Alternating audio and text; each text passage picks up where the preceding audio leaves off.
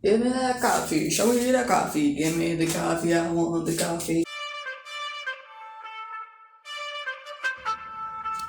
Hey!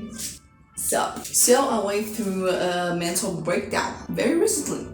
And everything's fine. Not my life. My life is still a fucking mess. But I'm coping well. So after I went through this mental breakdown very healthily, I analyzed it. I saw what I did to make it feel like not the end of the world, even though maybe it is. And I came up with these little things that helped me, and I decided to give tips. Everybody's life is a mess, and I'm sure we need it, especially with the world's troubles and threats. How many times has the world been threatened since the new decade began? About 20 in 2 years? I'm pretty sure the number is 22 years.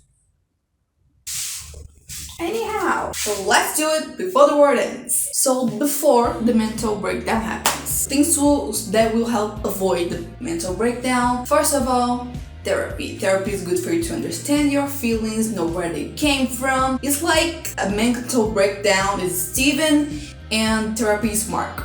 Both of them in therapy though. I do know that therapy is expensive, not everybody can pay, but nowadays they do have apps. I know that BetterHelp has, at least at the time that I knew, had $1 sessions with a therapist. And in Brazil there's this app called Zencla. You have sessions starting from 60 reais. I mean, even if you're able to pay for just one, it's good. You say to the therapist you may not be able to pay for a lot of sessions and you want help to cope with things you're on your own, and it works. Not meditation is also a good way to go. You learn breathing exercises, you know how to focus on the now and the things around you, and not on how Misha Collins got banned from Twitter for calling Elon Musk a snowflake or whatever pushes your buttons. There are a lot of apps. Headspace is one of them. Calm is another one. They have meditation on YouTube for free. Meditation is basically like a training how to keep your mind at ease when a mental breakdown happens. So you're doing everything well, you're breathing so much you could fill up a balloon, you meditate so much you're becoming part of the furniture. Still, you have a mental breakdown because the world is still shit. What happens is that people have mental breakdowns for different reasons. Usually it's because there's too much going on, at least mine, and I feel paralyzed. I don't know what to do, so I just break. The first thing during a mental breakdown that you want to do, you should try your breathing exercises. This is the time to put all that shit that you learn from meditation into practice, and it will help you find a way to control your heartbeat if you're having a lot of anxiety. The second thing that at least I like to do is accept the chaos. Don't embrace the chaos. Okay, accept situation going on and mourn a bit. Pretty sure I said that before, but I'll say it again. Pushing the feelings away is not the answer. It's probably the reason why it's all coming back at once. So you're lay in bed, cry a bit if you will.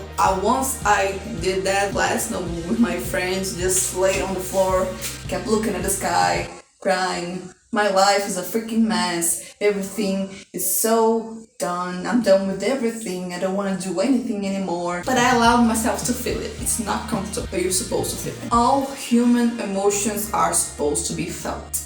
Then you try to find your anchor, something that will grind you. What? Ground you. Damn English language. You have some traps. Something that will ground you. I rely on religion. I'm Christian. You can rely on your religion. And if you're not religious, if you don't have any religion, you could focus on the now from the meditating shit that we learned before. You are in a certain room. These are the things around you and you're alive. Believe me, that's a lot. An example, me, I'm in this office. I'm surrounded by that chair. I'm looking at my phone, talking to this camera. Probably nobody will listen, but that's going away. Don't do that. There's a table there, there's coffee getting cold there. Ugh. These are the stuff around me and I'm okay, I'm alive. This is for you to relax and try to clean your mind. You can also look for support of friends and family or anybody that you feel very comfortable talking to. Sometimes they are the reason that you have a mental breakdown. What I do, I go into celebrities DM and I'll lash out. I mean, I have 200 followers. They will never read that shit. But if you're not comfortable about this situation, you can fine, I'll let you go into my DMs. You don't even need to follow me. It's just for you to lash out, really. I don't mind. But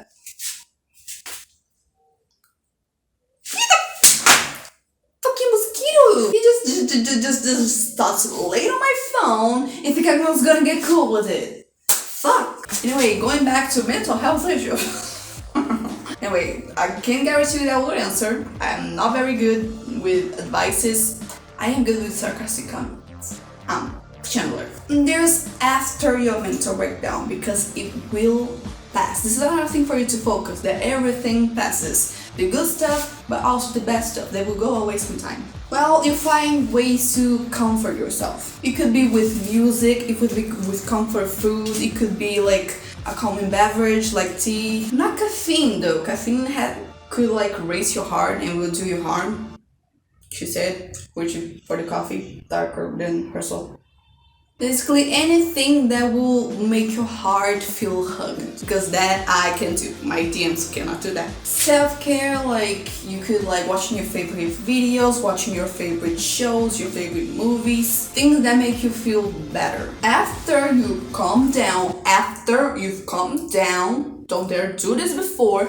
After you've calmed down, you try to find the reasons that led you to the mental breakdown. Why is it money? Is it something that is it too much work? Is it a specific situation? And you see if you can control it. Like if it is too much work, maybe you should dial it down a bit. If it's something that you cannot control, you could try to find ways to let it go. Not completely ignore it, because that's impossible. You go, hey, this messes me up, that makes me sad, and I feel that sadness, but I can't do anything about it. So breathe in, breathe out. Let's try to learn how to live with that. I'm pretty sure this part of dealing with that is the part of therapy that I wasn't able to reach. I ended up not having money to keep up with my therapy. But trying to let go of things you cannot control is a good technique on not letting things get to you. The meditation about this stuff also works for me.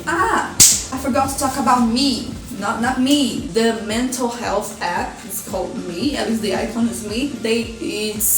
It's an app of mental health, like the name. Sorry, but they have this breathing exercise that are specific for specific emotions, for anxiety, fear, anger, sadness, and a lot of another contents, but most of them are paid. But at least from the last time that I used, the breathing exercises are completely free. I love free stuff. So that was this week's video. I hope that helps somebody out there. And take care of the mental health of yourself. I'll see you some other next time.